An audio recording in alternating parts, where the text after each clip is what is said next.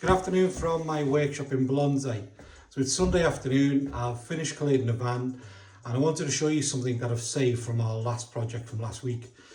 We had been asked to install a new floor and that was being laid on a new subfloor.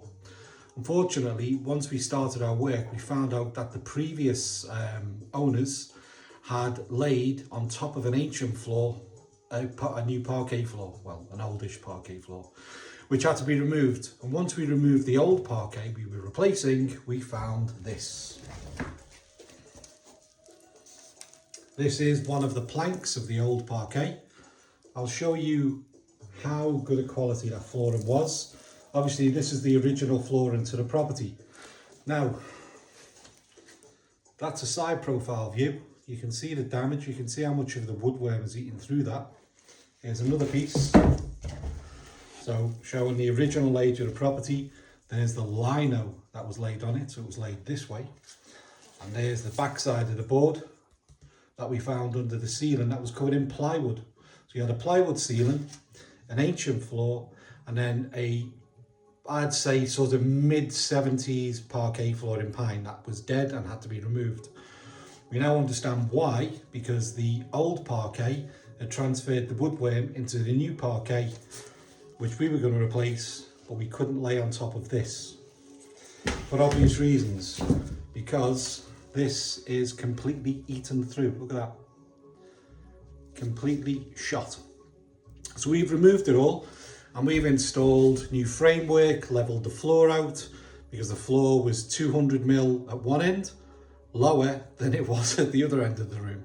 So we've taken that height difference, put in beamwork and put in structural timbers to leave us with a flat floor and laid an OSB floor, which you'll be able to see on our project video page.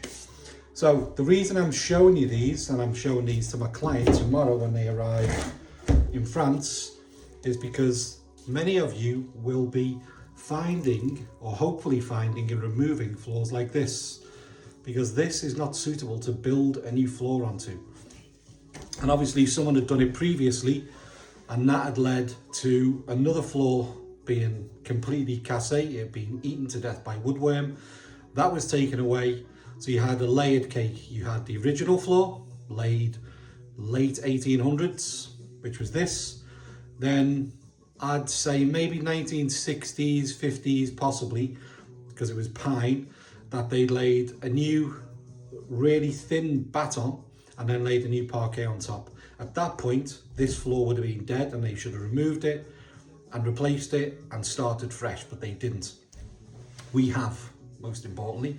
One, because in order for me to ensure my work, I need to make sure that whatever I'm installing onto is sound. And if I don't think it's sound, it's got to go.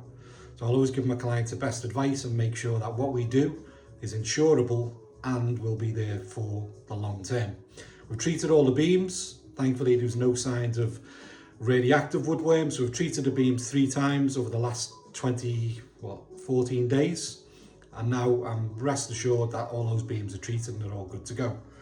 But when you start to consider your restoration project or your renovation project in flooring, and you're on the ground floor, first floor, or further up, often it wears as you go further up into the property, these are the sort of things that you can find.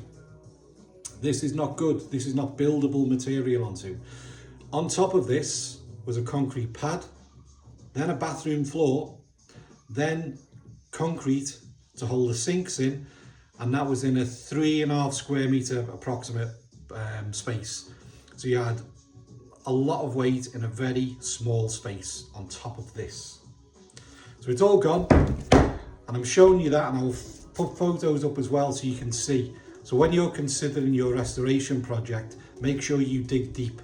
Make sure that you don't just layer on top of the old cake. Make sure that you check what you're building onto is good to go, because if you start to find that you have problems with your new floor, it could be because the old floor is shot. And this floor is obviously dead. That's the quality of the floor. That's, I mean, the lino is stronger than the actual wood. The lino tears, but the wood is just dust. So we've removed it, done our job properly, And I hope that helps when you're considering in your restoration project doing a little bit more what I would call Sherlock Holmes investigation to make sure that whatever you spend on your restoration now lasts for the long term and for the next owners when you sell your property or move on or pass it on to family, because you're a custodian of the property, and it's really important that whatever you put financially into the property is good to go for whatever is existing. So I hope that helps. Have a great Sunday and bye for now.